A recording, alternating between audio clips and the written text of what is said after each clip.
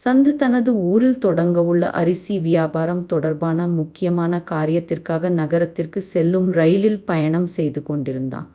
அவனுடன் மணி கூட இருந்தான். இருவருக்கும் இந்த பயணம் சாதாரணமான ஒன்றாக இல்லை. சந்து வாழ்க்கையில் ஒரு புதிய கட்டத்தை தொடங்கப் போகும் தருணம் அது. ரயிலின் ஜன்னலுக்கு வெளியே வேகமாக ஓடிக்கொண்டிருந்த வயல்கள், மரங்கள், வீடுகள் எல்லாம் சந்துவின் மனசுக்குள் ஒரு விதமான நம்பிக்கையையும் பயத்தையும் சேர்த்து கொண்டே போனது. இந்த வியாபாரம் நம்ம ஊருக்கு நல்லதா இருக்கும் மணி என்று மெதுவாக சொன்னான் சந்து. மணி சிரித்தபடியே, நீ முயற்சி பண்றது போதும் டா, நிச்சயமா நல்லபடியா நடக்கும் என்று அவனுக்கு தைரியம் கொடுத்தான். சந்துவுக்கு பணம் முக்கியம் இல்லை. அவன் நினைத்தது தன் ஊர் மக்களுக்கு நல்ல தரமான அரிசியை நியாயமான விலையில் கிடைக்க வைக்கணும் என்பதுதான்.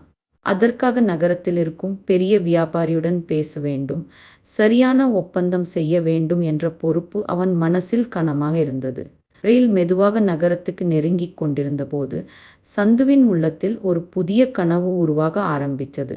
இந்த பயணம் அவனுக்கு வெறும் வியாபார பயணம் மட்டும் இல்லை, அது அவன் வாழ்க்கையை மாற்றப்போகும் ஒரு முக்கியமான அடியாக இருந்தது. ரயில் சீராக நகர்ந்து கொண்டிருந்த அந்த அமைதியான பயணம் திடீரென்று ஒரு கடுமையான சத்தத்தோடு நிறுத்தம் பெற்றது. முதலில் யாருக்கும் என்ன நடந்தது என்று புரியவில்லை. ஜன்னல் வழியாக பார்த்தால் சுற்றிலும் அடர்ந்த காடுகள், உயரமான மரங்கள், எங்கும் மனித நடமாட்டம் இல்லாத ஒரு பயமூட்டும் சூழல். ரயிலின் உள்ளே இருந்த பயணிகள் எல்லாம் ஒருவரையொருவர் பார்த்து கொண்டு குழப்பத்தோடு பேச ஆரம்பித்தார்கள். சிலர் எழுந்து வெளியே எட்டி பார்த்தார்கள். சிலர் கைபேசியில் சிக்னல் இருக்கிறதா என்று முயற்சி செய்தார்கள். குழந்தைகள் அழ ஆரம்பித்தார்கள். என்ன பிரச்சனை, ஏன் நின்னுடுச்சு என்ற கேள்விகள் ரயில் பெட்டிக்குள் எதிரொலித்து கொண்டே இருந்தது. சில நிமிடங்களில் டிரைவரிடமிருந்து எந்த அறிவிப்பும் வராததால் பயம் இன்னும் அதிகமாகி பதட்டம் மெதுவாக பீதியாக மாறியது. இந்த இடம் காடு பகுதி என்று தெரிந்ததும் இருட்டு வர ஆரம்பித்தால் என்ன ஆகுமோ என்ற எண்ணம் பலரின் மனசையும் உறைய வைத்தது. மணி சந்து பக்கம் திரும்பி அவனது முகத்தை பார்த்து கொண்டே, டா சந்து, நீ எப்போதும் ஏதாவது சமாதானமா சொல்லுவே, ஏதாவது வழி சொல்வே, இப்ப என்ன பண்ண போறோம் என்று கேட்டான். மணியின் குரலில் வழக்கமான நம்பிக்கை இல்லை, அதில் ஒரு மறைந்த பயமும் உதவி கேட்கும் அவசரமும் கலந்திருந்தது. சந்து ஜன்னலுக்கு வெளியே நீண்ட நேரம் பார்த்து கொண்டிருந்தான். மரங்களுக்குள் இருந்து அடிக்கடி கேட்கும் பறவைகளின் சத்தம், காற்றில் அசையும் இலைகளின் ஓசை எல்லாம் அந்த அமைதியை இன்னும் பயங்கரமாக்கியது. அவன் உள்ளே ஏதோ ஒரு கனமான உணர்வு இருந்தது. வழக்கமா இப்படிப்பட்ட நேரங்களில் அவன்தான் மற்றவர்களுக்கு தைரியம் கொடுப்பவன். பரவாயில்லடா, சமாளிக்கலாம் என்று சொல்லுவான். ஆனால் இந்த முறை அவனுக்கே என்ன சொல்வது என்று தெரியவில்லை. சந்து மெதுவாக மணியை பார்த்து சிரிப்பே இல்லாத முகத்தோடு, மணி, ஸ்டாப் பீயிங் ஸ்டூபிட், உண்மையா சொல்றேன், இப்ப நாம டேஞ்சர்ல தான் இருக்கோம் என்று சொன்னான். இந்த வார்த்தைகள் மணியின் மனசில் ஒரு குளிர்ச்சியான பயத்தை ஏற்படுத்தியது. சந்து இப்படி சொல்வது அவனுக்கே புதுசு. நீயே இப்படி சொன்னா அப்ப நம்ம நிலைமை ரொம்ப மோசமா இருக்குமா என்று மணி மெதுவாக கேட்டான். சந்து ஒரு ஆழமான மூச்சு இழுத்துக்கொண்டு, பயப்பட வேண்டாம், ஆனா அலட்சியமா இருக்கவும் கூடாது. இங்கு சிக்னல் இல்லை, காடு பகுதி, உதவி வர எவ்வளவு நேரம் ஆகும்னு தெரியாது. எல்லாரும் பானிக் ஆகினாதான் பிரச்சனை பெருசா ஆகும் என்று சொன்னான். அவன் சுற்றிலும் பார்த்தான். சிலர் தேவையில்லாமல் கத்தி கொண்டிருந்தார்கள். சிலர் வெளியே இறங்க முயற்சி செய்தார்கள். சிலர் சமூக ஊடகங்களில் வீடியோ எடுக்க ஆரம்பித்தார்கள். இது எல்லாம் தான் ரொம்ப ஆபத்தானது என்று சந்து மனசுக்குள் நினைத்தான். பயம் மனிதனை முட்டாளாக்கும், யோசிக்காம செயல்பட வைக்கும் என்று அவனுக்கு தெரியும். அதனால்தான் அவன் தன் பயத்தை வெளியில் காட்டாம உள்ளே அடக்கி கொண்டு, மணி, நாம முதல்ல அமைதியா இருக்கணும். டிரைவர் அல்லது ரயில்வே ஆள் ஏதாவது தகவல் தருவாங்க. அதுவரை வெளியே இறங்குறதும் தேவையில்லாமல் ஓடுறதும் சரியில்லை என்று உறுதியான குரலில் சொன்னான். மணிக்கு சந்துவின் வார்த்தைகள் கொஞ்சம் தைரியம் கொடுத்தாலும் உள்ளே ஒரு நடுக்கம் இருந்தது. இந்த காடு, இந்த அமைதி, இந்த நிச்சயமில்லாத நிலை எல்லாமே சேர்ந்து ஒரு தெரியாத அபாயத்தை நினைவூட்டியது. சந்து அந்த தருணத்தில் உணர்ந்தது ஒன்றுதான், வாழ்க்கையில் எல்லா நேரமும் தீர்வு நம்ம கையில இருக்காது.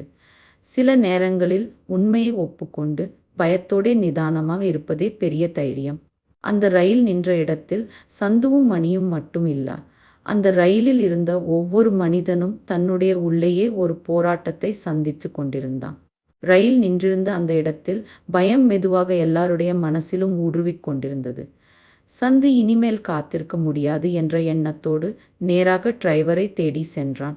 அவன் முகத்தில் இருந்த பதட்டத்தையும் உறுதியையும் பார்த்த டிரைவர், என்னப்பா என்று கேட்டார். சந்து, சார், பிரச்சனை என்ன? ஏன் ரயில் இப்படி நின்றுடுச்சு என்று கேட்டான். டிரைவர் ஒரு ஆழமான மூச்சு இழுத்துக்கொண்டு, ஒரு சாக்கு சக்கரத்துக்கும் ஷாஃப்ட்டுக்கும் நடுவே சிக்கிக்கிட்டது. அதனால ஷாஃப்ட் சரியாக சுழல முடியல என்று சொன்னார். அதை கேட்டதும் சந்து உடனே, சார், நான் உதவி பண்ணலாமா என்று கேட்டான். டிரைவர் தலையசைத்து, வேண்டாம்ப்பா, இது காடு பகுதி, அனிமல் ஜோன், வெளியே போறது ரொம்ப ஆபத்து. இப்ப இரவு, காலை சூரியன் வர்ற வரைக்கும் காத்திருக்கணும் என்று கடுமையாக சொன்னார். இந்த வார்த்தைகள் சந்துவின் மனசை இன்னும் குழப்பின. ரயிலில் சிலர் அழ ஆரம்பித்தார்கள். நமக்கு கல்யாணம் இருக்கு, பூஜை இருக்கு, முக்கியமான வேலை இருக்கு என்று ஒவ்வொருவரும் தங்கள் அவசரங்களை சொல்லிக் கொண்டிருந்தார்கள். சந்து இதையெல்லாம் கேட்டுக்கொண்டே தன் நிலையை நினைத்தான். அவனுக்கு நாளை ஒரே ஒரு நாள்தான்.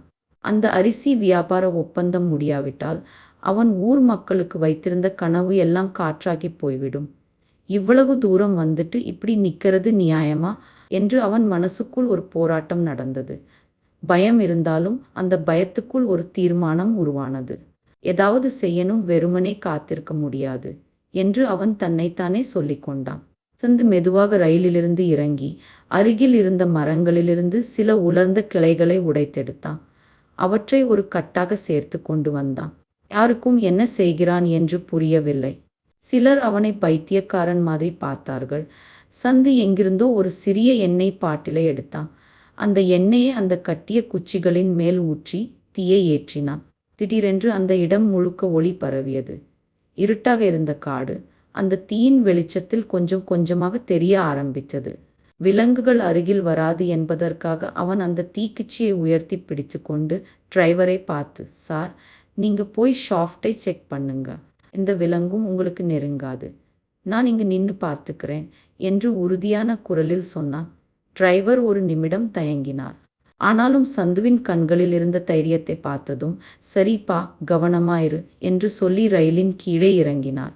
சந்து தீக்குச்சியை அசைத்து சுற்றிலும் வெளிச்சம் காட்டிக்கொண்டே நின்றான். சில நிமிடங்கள் கழித்து டிரைவர் அந்த சாக்கை இழுத்து வெளியே எடுத்தார். அது தோலால் நிரப்பப்பட்ட ஒரு பெரிய மூட்டை.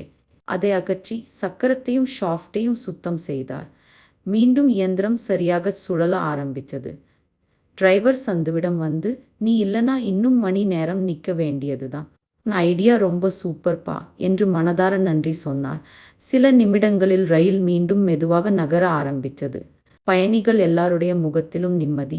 சிலர் சந்துவை பார்த்து சிரித்தார்கள், சிலர் கையசைத்தார்கள். நீ சந்துவின் அருகில் வந்து வழக்கம் போல சிரித்து கொண்டே, டா சந்து, எங்க இருந்தாலும் நீ ஒரு வழி கண்டுபிடிச்சிடுவா, பயந்துட்டே இருந்த நானே இப்போ உன்னால தான் தைரியம் வந்துச்சு என்று அவனை பாராட்டினான். சந்து மெதுவாக சிரித்தான். அவன் மனசுக்குள் ஒன்று மட்டும் உறுதியாக இருந்தது. பயம் இருந்தாலும் சரியான நேரத்தில் யோசிச்சு எடுத்த ஒரு முடிவு பல பேரின் வாழ்க்கையை மாற்ற முடியும். அந்த இரவு ரயிலில் நடந்த சம்பவம் அவனுக்கு மட்டும் இல்ல, எல்லாருக்கும் ஒரு நினைவாக மாறியது.